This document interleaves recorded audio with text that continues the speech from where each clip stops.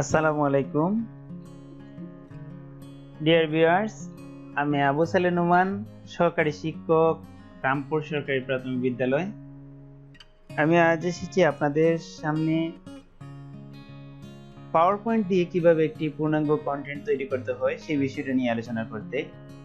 তো বন্ধুরা, আমরা পাওয়ার পয়েন্ট দিয়ে কন্টেন্ট তৈরি করতে হলে বিশেষ করে টিচার যারা তারা ক্লাসের উপযোগী কন্টেন্ট তৈরি করতে হলে প্রথমেই আমাদের ল্যাপটপে কয়েকটি জিনিস রাখা জরুরি। সেটা এক নম্বর হচ্ছে ইবুক।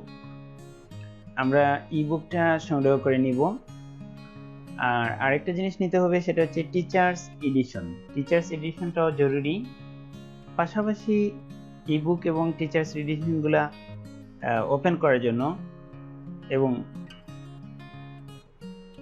ইবুকে কাজ করতে হলে স্ন্যাপশট নেওয়ার জন্য আমরা অ্যাডোব অ্যাক্রোব্যাট রিডারটাও ইনস্টল করে রাখতে পারি। তো এবার আমরা কিভাবে একটা পূর্ণাঙ্গ কন্টেন্ট তৈরি করব সেই জিনিসটা নিয়ে আলোচনা করব। আমি আমার একটা কন্টেন্ট ওপেন করে সেটা দেখিয়ে সেটার সাথে সাথে আলোচনা করতেছি। তো আমরা প্রথমেই স্বাগত জানিয়ে আমাদের ক্লাস শুরু করব। আমরা 2 নম্বরে যে কাজটা করব সেটা হচ্ছে আমরা পরিচিতি দিব। এক্ষেত্রে দুইটা অংশ রয়েছে, একটা হচ্ছে টিচারের পরিচিতি আর একটা হচ্ছে পাঠের পরিচিতি। তারপরে আমরা যে কাজটা করব, আমরা পূর্বজ্ঞান যাচাই করে নিব। এক্ষেত্রে আমরা একটা বা দুইটা স্লাইড ব্যবহার করতে পারি। 3 নম্বরে আমরা যে কাজটা করব, পূর্বজ্ঞান যাচাইয়ের পরে আমরা যে কাজটা করব সেটা হচ্ছে আমরা পাঠ ঘোষণা করে নিব। শিক্ষার্থীদেরকে তাদের খাতায় পাঠের শিরোনামটা লিখতে বলবো। তারপরে আমরা শিক্ষণ ফলটা নিয়ে আসবো। পাঠের শিক্ষণ ফলের উপরে ভিত্তি করেই কিন্তু আমরা পাঠ উপস্থাপন করব। তারপরে আমরা পাঠের উপস্থাপনগুলো ধাপে ধাপে করে যাব আমাদের পাঠ্যপুস্তকের আলোকে, এবং যাতে করে শিক্ষণ ফলটা অর্জন হয় সেদিকে লক্ষ্য রাখবো। পরবর্তীতে আমরা উপস্থাপন শেষে পাঠ্য বইয়ের সাথে শিক্ষার্থীদের সংযোগ স্থাপন করব। এক্ষেত্রে সরবে কিংবা নীরবে পাঠ শ্রেণী অনুসারে সরবে এবং নীরবে পাঠ পড়ার জন্য আমরা বলবো। তারপরে আমরা একক কাজ দেব শিক্ষার্থীদেরকে, প্রয়োজনে আমরা দলীয় কাজ দেব। দলীয় কাজকে আমরা দেওয়ার পরে আমরা মূল্যায়ন করব শিক্ষার্থীদেরকে। মূল্যায়ন করার ক্ষেত্রে নিরাময়মূলক ব্যবস্থা নিতে পারি। তারপরে আমরা যে কাজটা করব সেটা হচ্ছে বাইরের কাজ দেব। সব শেষের স্লাইডে আমরা ধন্যবাদ জানিয়ে আমাদের ক্লাস সমাপ্ত করব। তো এবার এই কাজগুলো কিভাবে করব সেই কাজটা আমি এখন দেখিয়ে দিচ্ছি। প্রথমেই আমরা যে স্বাগত স্লাইডটা সেটা কিভাবে লিখব। তো আমরা পাওয়ার পয়েন্ট ওপেন করে টেক্সট বক্স থেকে আমি একটা টেক্সট নিয়ে আসবো। তারপরে আমি নিকষপান ফন্ট নিয়ে সাইজটা দেব। টেক্সটের সাইজ 28 থেকে সর্বোচ্চ 36 সাইজ, এই সাইজের মধ্যে আমি লিখে নেব। তারপরে একটা ফুলের ছবি নিয়ে আসবো। তো ফুলের ছবি আমি গতদিন দেখিয়েছিলাম কিভাবে আমরা লেখা আনতে হয়। টেক্সট বক্স নিয়ে আসলাম, তারপরে নিকষপান ফন্ট চয়েস করলাম, তারপরে সাইজ আমরা 32 বা 36 দিলাম, তারপরে স্বাগত।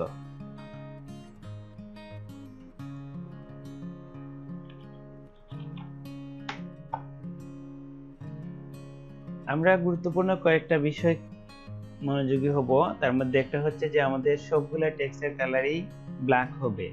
কারণ হচ্ছে যদি আমরা কন্টেন্টগুলো সাধারণত মাল্টিমিডিয়া প্রজেক্টরে যখন উপস্থাপন করি, অন্য কালার হলে আমাদের বড় ক্লাসের মধ্যে পিছনে শিক্ষার্থীরা নাও দেখতে পারে। এজন্য আমরা সবসময় কালার কম্বিনেশনের বিষয়টাকে মাথায় রাখবো। আমাদের সাধারণত টেক্সটগুলোকে আমরা কালো কালারে রাখবো। তারপরে আমরা একটা ছবি ইনসার্ট করব। ছবি ইনসার্টের ক্ষেত্রে আমরা ছবিটাকে নিয়ে আসতে পারি। যদি আমাদের ল্যাপটপে থাকে তাহলে ইনসার্ট মেনু থেকে পিকচার, এবং আমি আমার আগের কন্টেন্টের মধ্যে দেখিয়ে দিয়েছিলাম কিভাবে আমরা ইনসার্ট করব। তো এখন আবার দেখিয়ে দিচ্ছি। ইনসার্ট থেকে পিকচার থেকে আমাদের লোকেশন, যেটা আমাদের যে জায়গার মধ্যে আমাদের ছবি আছে সেখানে আমরা ক্লিক করব এবং ডবল ক্লিক করে ছবিটা নিয়ে আসব। এভাবে আমাদের ছবিকে আমরা ইনসার্ট করে নিতে পারি। তারপরে যে কাজটা করতে হবে, আমাদের 2 নম্বর স্লাইডে আমরা পরিচিতি দিব। শিক্ষকের পরিচিতি। এবার শিক্ষকের পরিচিতির জন্য আমরা একটা স্লাইড নিতে পারি, কিংবা পরিচিতি লিখে আমরা একই স্লাইডে দুইটা কাজ করে নিতে পারি। একটা হচ্ছে শিক্ষকের ছবি নিয়ে আসবো, শিক্ষকের নাম, পদবি, স্কুলের নাম, ঠিকানা, এবং আমরা মোবাইল, ইমেল ব্যবহার করতে পারি। আর পাঠ পরিচিতির জন্য আমরা কোন ক্লাসের সেই ক্লাসের নাম লিখে নেব, তারপরে বিষয়, পাঠের শিরোনাম, পাঠ্যাংশ এবং সময়টুকু আমরা উল্লেখ করে নিব। প্রয়োজনে আমরা তারিখও উল্লেখ করতে পারি। এক্ষেত্রে আমি একটা বইয়ের ছবি নিয়ে এসেছি। এই যে বইয়ের ছবিটা ইবুক থাকলে, ইবুক থেকে যদি অ্যাক্রোব্যাট রিডার থাকে তাহলে বইয়ের ছবি নিয়ে আসা যায়। এই জিনিসটা কিভাবে আমি করেছি, এই স্লাইডটা আমি আসলে এই একটা স্লাইডের উপরে আলোচনা করতেছি, কারণ যদি আমি পূর্ণাঙ্গ একটা স্লাইড তৈরি করি তাহলে অনেক সময় লাগবে। আমার যে স্লাইডটা আছে এই স্লাইডের মধ্যে আমি দেখিয়ে দিচ্ছি সংক্ষেপে। তো আমরা প্রথমে ছবি আনবো। টেক্সটগুলো তো আমরা সবাই জানি, এভাবে টেক্সটকে আমরা লেখা আগে দেখছি, সবসময় দেখে থাকি। তো আমি টেক্সট এখন লিখছি না সময়ের কারণে, সময় বাঁচানোর জন্য। এবারে আমরা একটা ওভাল নিয়ে আসবো। এই জিনিসটা আনতে হলে ইনসার্ট মেনু থেকে শেপস থেকে তারপরে আমরা একটা বৃত্ত নিয়ে আসতে পারি। তো আমরা যখন একটা বৃত্ত নিয়ে আসবো, তো এক্ষেত্রে আমরা যেটা কাজ করব, যে যদি আমি শিফটে ধরা থাকি তাহলে যত বড় করি ততটুকু সাইজটুকু বৃত্ত আকারেই হবে। আর যদি আমি শিফট ছেড়ে দিই তাহলে আমার ইচ্ছা মতো এটাকে আমি ছোট বড় বা লম্বা অথবা মানে আমার মতো করে আমি এটাকে চেঞ্জ করে নিতে পারি শেপসটাকে। আর যদি আমি শিফটে ধরি, আমি যেভাবেই দিই না কেন দেখা যাবে যে ওই বৃত্তাকারে ওইটা ছোট বড় হবে। এক্ষেত্রে আমি ওইটা ওই ফিল কালারটা চেঞ্জ করে নিতে পারি আমার ইচ্ছা মতো করে। আমি যদি কোনো ফিল কালার নিতে চাই তাহলে ওইটা আমি ইচ্ছা মতো নিতে পারি চেঞ্জ করে। এবার শেপস আউটলাইন যেটা আছে সেটাকে আমি আরো বড় করে দিতে পারি, আবার ছোট করতে পারি, সেটার কালারও আমি চাইলে চেঞ্জ করে নিতে পারি। এবার এই বৃত্তের মধ্যে কিভাবে আমরা আমাদের ছবি ইনসার্ট করব। তো বৃত্তের মধ্যে ছবি ইনসার্ট করার জন্য শেপস ফিলের মধ্যে ক্লিক করব। আচ্ছা দেখেন আমি প্রথম থেকে দেখাচ্ছি। আবার প্রথমে আমার শেপসের মধ্যে ক্লিক করব। শেপসে ক্লিক করলে সিলেক্ট করলে তখন ফরম্যাট মেনুটা শো হবে, এবং ফরম্যাট মেনুর শেপস ফিলে ক্লিক করব। শেপস ফিল থেকে আমি পিকচারে ক্লিক করব। পিকচারে ক্লিক করার পরে ওই ধরনের লোকেশন চাইবে কোথায় আমার ছবি রাখা আছে। আমার এখানে একটা ছবি দেখা যাচ্ছে। যদি আপনার ডিসপিসিতে থাকে কিংবা ডাউনলোডে থাকে বা যে লোকেশনে আছে, এখানে সবগুলো লোকেশন দেখাবে আপনার। তো আমার রাখা আছে এখানে ডেস্কটপের মধ্যে। আমি এটাকে ডবল ক্লিক করলেই চলে আসবে। অথবা আমি আবার দেখিয়ে দিচ্ছি, শেষ ফিল, তারপরে হচ্ছে পিকচার থেকে এই পিকচারে ক্লিক করে ইনসার্টে ক্লিক করলেও এটা আমার বৃত্তের ভিতরে চলে আসবে। তারপরে এখানে আমরা আমাদের ওই যে তথ্যগুলো লিখবো, ওগুলো তো আমরা সবাই পারবো। প্রথমে আমাদের নাম লিখবো, তারপরে পদবি লিখবো, স্কুলের নাম লিখবো, তারপরে উপজেলা এবং জেলার নাম লিখতে পারি। পাশাপাশি আমরা আমাদের মোবাইল নাম্বার এবং ইমেল অ্যাড্রেস লিখতে পারি। তারপরে আমরা এখানে যেহেতু একটা স্লাইডের মধ্যে দুইটা পরিচিতি দিচ্ছি, এজন্য আমরা একটা লাইন নিয়ে আসতে পারি এটা সুন্দর করে দেখানোর জন্য। লাইনটাকে যদি আমি এভাবে টান দিই তাহলে হয়তো বাঁকা হয়ে যেতে পারে। আমি যদি চাই যে এটাকে বাঁকা না করে আমি সোজা করে লাইনটা দেব, তো এক্ষেত্রে শিফট বাটনে যদি আমি ক্লিক করি তাহলে ওইটা সোজা হয়ে যাবে। এবার ওই লাইনকে যদি আমি ছোট বড় কিংবা কালার পরিবর্তন করতে চাই তাহলে লাইনের মধ্যে ডাবল ক্লিক করব। আগের মতোই শেপ আউটলাইন ক্লিক করব, তারপরে এখান থেকে বড় করে নিতে পারি আমার ইচ্ছা মতো। কালার পরিবর্তন করে নিতে পারি, আমি যেটা চাই সেই কালারটা আমি নিয়ে নিতে পারি। আমি যদি চাই ওইটাকে আরো একটু সুন্দর করব তাহলে মানে দেখেন ওইটা থেকে আরেকটা আমি কপি করে নিলাম,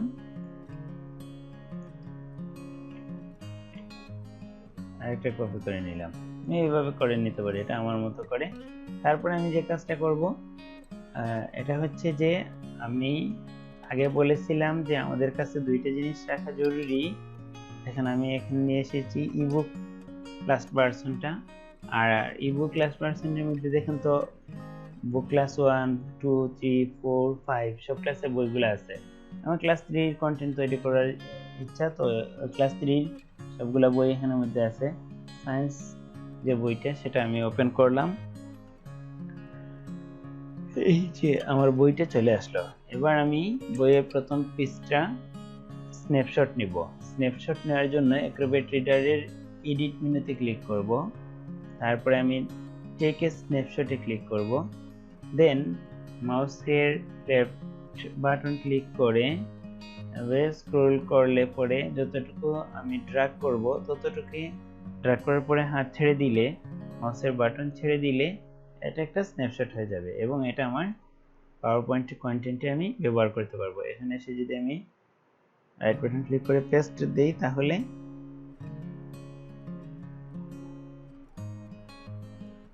এই যে আমার পেজটা চলে আসলো। এটাকে আমি ছোট বড় করে এখানে বসিয়ে দিতে পারি। তারপরে যে জিনিসটা হবে পরিচিতির জন্য আমি টেক্সট বক্স নিয়ে টেক্সট বক্সের মধ্যে আমার শ্রেণীর নাম, তারপরে বিষয়ের নাম, পাঠের নাম, পাঠ্যাংশের নাম, তারিখ ও সময় উল্লেখ করে দিতে পারি। এই জিনিসটুকুই আমার এই স্লাইডের মধ্যে পরিচিতি স্লাইডের মধ্যে ছিল। তো আশা রাখি আপনারা পরিচিতি স্লাইডে যে কাজগুলো, এই কাজগুলা এখন আর সমস্যা হবে না। প্রয়োজনে কন্টেন্টটা, ভিডিওটা আপনি আবার দেখতে পারেন। আমার পরবর্তী যে কাজটা, একটা ভালো মানের কন্টেন্ট তৈরি করার জন্য আমরা শিক্ষার্থীদের পূর্ব জ্ঞান যাচাই করে নিব। এক্ষেত্রে আমরা অডিও, ভিডিও কিংবা ছবি ব্যবহার করতে পারি। তো আমি এখানের মধ্যে দুইটা স্লাইডে ছবি ব্যবহার করেছিলাম। তো এই কাজটুকু আমি এখন আর দেখাবো না, ভিডিও লম্বা হয়ে যাবে। আশা করি আপনারা পারবেন। আপনারা এখানে একটা বিষয় যেটা হচ্ছে যে আমি প্রথম স্লাইডে কোনো অ্যানিমেশন দেইনি, দ্বিতীয় স্লাইডেও কোনো অ্যানিমেশন নেই, তৃতীয় স্লাইডে এসেও কোনো অ্যানিমেশন দেইনি। অ্যানিমেশন আছে কিনা আমরা দেখার জন্য অ্যানিমেশনে ক্লিক করব। এখানে একটা এই স্লাইডের মধ্যে অ্যানিমেশন আছে। তো আমাদের এই স্লাইডটা যেহেতু খুবই গুরুত্বপূর্ণ না, এটা বাচ্চাদেরকে ক্লাস শুরুর একটা ফর্মালিটি, এর জন্য আমরা এখানে অ্যানিমেশন দিয়ে সময় নষ্ট করব না।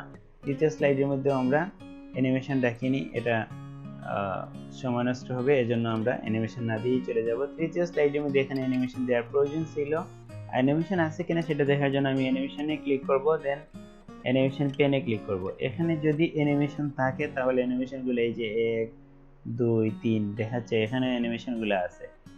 এই অ্যানিমেশন পেনের মধ্যে আমি দেখতে পাচ্ছি। তারপরে যে কাজটা করব, আমরা ওই ছবিগুলো আমরা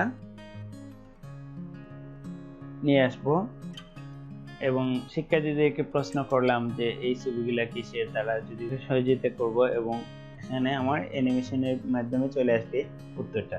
সেখান থেকে তারাও ধারণা পেয়ে যাবে এবং কি পার্ট আমরা আজকে উপস্থাপন করব। প্রয়োজনে আমি আরেকটা স্লাইড নিতে পারি। আমি দুইটা স্লাইড নিলাম, এখানে দুইটা স্লাইড নিয়ে আমি শিক্ষার্থীদের কাছ থেকে আমি উদ্ধার করে নিলাম পাঠের শিরোনামটা। এবার পাঠের শিরোনাম উপস্থাপন করলাম এবং শিক্ষার্থীদেরকে তাদের খাতায় পাঠের শিরোনামটা লেখার জন্য বললাম। পরবর্তীতে যে স্লাইডটা, সেটাই আমার থাকবে শিখন ফল। এটা শিক্ষার্থীদের জন্য না, এটা আমার জন্য। এই শিখন ফলের উপরই আমার পুরো ক্লাসটা উপস্থাপন করব এবং এই শিখন ফলটা অর্জন করার জন্য আমি আজকে মূল্যায়ন করব, শিশুদেরকে বাড়ির কাজ দেব, যা কিছু আছে এই শিখন ফলটাই আমার মূল উদ্দেশ্য হচ্ছে অর্জন করানো। তো শিখন ফল যেহেতু অর্জন করতে হবে, এর জন্য আমি এটাকে ভালো করে দেখে নিব। আর আমাদের প্রাথমিক বিদ্যালয়ের শিক্ষার্থীদের শিখন ফলগুলো নির্ধারিত, এখানে আমরা ইচ্ছা মতো শিখন ফল লেখার সুযোগ নেই। এই জন্য আমরা শিখন ফলটাকে লক্ষ্য করেই আমাদের পাঠ উপস্থাপন করতে হবে। তো আমরা দেখলাম যে এখানে বায়ু দূষণ রোধের উপায় বর্ণনা করতে পারবে। তো এবার আমরা পাঠ উপস্থাপন করব। এই স্লাইড, যে কয়টা স্লাইড মনে হয় আপনার প্রয়োজন, সে কয়টা দিয়ে আপনারা স্লাইড উপস্থাপন করতে পাঠ উপস্থাপন করতে পারেন। এখানে আমি কয়েকটা স্লাইড নিয়েছি। এখানে যেটা গুরুত্বপূর্ণ একটা বিষয়, সেটা হচ্ছে যে একটা ছবি দিয়ে, এই ছবিটা আসলে মানে ময়লাগুলা রাস্তার পাশেই ফেলে দেওয়া। তো এই সমস্ত ছবিগুলা আমরা যখন উপস্থাপন করব শিক্ষার্থীদেরকে শেখানোর স্বার্থে, তখন আমরা এটাকে লাল ক্রস দিয়ে, এখানে যে কাজটা আমি করেছি দেখেন, লাল একটা ক্রস দিয়ে বুঝিয়ে দিয়েছি যে এটা উচিত নয়, এটা অনুচিত একটা কাজ, কিন্তু ওইটা আমাদের সমাজে প্রচলিত, আমরা এটাকে ইগনোর করে চলবো, আমরা এটাকে ওই কাজটা আমরা করব না, এই জন্য আমি একটা ক্রস দিয়ে দিছি। তারপরে আরেকটা ছবি, এই যে এখানে একটা এটা অনুচিত একটা কাজ, যারা রাস্তা প্রস্রাব করতেছে। আরেকটা ছবির মধ্যে আমরা দেখতে পাচ্ছি সিগারেট পান করতেছে। তো এই সমস্ত ছবিগুলো যখন আমরা পাঠের সাথে উপস্থাপন করব, শিক্ষার্থীদেরকে শেখানোর জন্য উপস্থাপন করব, তখন আমাদের একটা গুরুত্বপূর্ণ কাজ করে নিতে হবে, সেটা হচ্ছে আমরা ক্রস দিয়ে দিব। শিশুরা ছোটবেলা থেকেই এটা তাদের এটা খারাপ ভাববে, তখন আর তারা ওই কাজে আসক্ত হবে না। পরবর্তীতে আমি আরেকটা স্লাইড নিয়েছি। আমার আজকের উদ্দেশ্য ছিল, সেকন্ড ছিল বায়ু দূষণ রোধের উপায় বর্ণনা করতে হবে। আগে কিভাবে বায়ু দূষণ হয় সেটাই যদি না জানে, দূষণ রোধ করবে কিভাবে, তো বায়ু দূষণ কিভাবে হয় সেই জন্য আমি অনেকগুলো স্লাইড দিয়ে বুঝিয়ে দিলাম এভাবে বায়ু দূষিত হয়। এবং বায়ুকে দূষণ থেকে রোধ করতে হলে যে কাজটা আমি এই স্লাইডের মধ্যে উপস্থাপন করলাম। আরও কিছু স্লাইড নিয়েছি আমি এক্ষেত্রে, এই স্লাইডের মধ্যে আমি দেখিয়ে দিয়েছি। এখানে একটা বিষয় গুরুত্বপূর্ণ, যেটা হচ্ছে যে আমরা যখন কোনো পাঠ উপস্থাপন করব, তো আমরা পাঠ উপস্থাপনের ক্ষেত্রে যে ছবি কিংবা ভিডিও অডিও ব্যবহার করব, আমাদের প্রকৃতি, আমাদের দেশীয় ছবি ব্যবহার করব, আমাদের আশপাশের যে ছবিগুলো আছে এগুলো আমরা ব্যবহার করব। এতে করে শিশুরা আমাদের আশপাশের পরিবেশের সাথে সে পরিচিত হতে পারবে। তার শিশু মনে প্রশ্ন আসবে না যে এই ধরনের ছবি তো আমরা দেখি নাই, তাহলে কেন ওইটা। তো আমাদের আশপাশের ছবিগুলো আমরা ব্যবহার করব। এখানে আমরা আরেকটা ছবি নিয়ে আসলাম। আমি এখানে ছবিটা নিয়ে এসে দেখিয়ে দিলাম যে কিভাবে বায়ুকে দূষণ রোধ থেকে আমরা দূষণ রোধ কমাতে পারি। তারপরে আমি যখন বোঝাতে পারলাম যে এই কাজগুলো করলে আমরা বায়ু দূষণ প্রতিরোধ করতে পারি, তারপরে আমরা পাঠ্য বইয়ের সাথে সংযোগ স্থাপন করব। শিক্ষার্থীদেরকে তাদের পাঠ্য বই খোলার জন্য বলবো, পেজটা উল্লেখ করে দিব, তারপরে এখান থেকে তারা পড়ার জন্য সরেবে। পাঠ অনুসারে যদি দেখা যায় যে পঞ্চম শ্রেণী তারা নীরবে পড়বে, তৃতীয় শ্রেণী যদি তারা ভালো রিডিং করতে পারে নীরবে পড়বে, না হয় সরবে পড়ার জন্য আমি বলতে পারি। এরপরে আমার যে কাজটা করতে হবে, যে আমরা যেহেতু এখন শিশুরা পাঠ করে নিবে, তারপরে একক কাজ আমরা দিতে পারি। আমি এখানে একক কাজ দিয়েছি। এখানে আমাদের একটা বিষয় খেয়াল করতে হবে যে আমি যে শিক্ষণফলের উপরে কাজ করতেছি সেখানের মধ্যে একক কাজে যে কাজটা দেব সেই কাজ যেন দলীয় কাজে না আসে, কিংবা মূল্যায়নে যেন একই কাজ না এসে ভিন্ন কাজ আসে, কারণ একই পাঠের মধ্যে অনেকগুলো কাজ রয়েছে। বায়ু দূষণের দুইটি কাজ নিজের খাতায় লেখা, এমন দুইটা কাজ দিলাম, এখানে আমি তিনটা উল্লেখ করেছি। তারপরের স্লাইডে আমি এখানে দলীয় কাজ দেওয়ার কথা ছিল, কিন্তু যেহেতু আমি এই পাঠটা কালকে নিচ্ছি গুগল মিটের মাধ্যমে, এখানে দলীয় কাজ দেওয়ার সুযোগটা না থাকার কারণে আমি দলীয় কাজ বাদ দিয়ে মূল্যায়নে চলে গেছি। মূল্যায়নে আমি দুইটা প্রশ্ন দিয়েছি, কিভাবে বায়ু দূষিত হয়, বায়ুতে কিভাবে দুর্গন্ধ ছড়ায়। এবার যখন শিশুরা এই দুইটা প্রশ্ন হয়তো মুখে বলবে, কিংবা তাদের খাতায় আমি লেখার জন্য দিয়েছিলাম খাতায় লিখবে, লেখার পরে খাতাটা আমাকে শো করবে। তো আমি যদি সবার দেখতে নাও পারি, আমি ইনবক্সে দেওয়ার জন্য তাদেরকে বলবো, এবং পরবর্তীতে আমি বাড়ির কাজ দিয়ে দিব, তারা যাতে করে বাড়ির কাজটা পরে আমাকে দেখাতে পারে। সবশেষে আমি তাদেরকে ধন্যবাদ দিয়ে আমার ক্লাস সমাপ্ত করব। সুপ্রিয় শিক্ষকবৃন্দ, আশা রাখি এই বিজ্ঞান বিষয়ের যে আমার কন্টেন্টটা ছিল, এই কন্টেন্ট দেখে আপনারা এভাবে কন্টেন্ট তৈরি করতে পারবেন।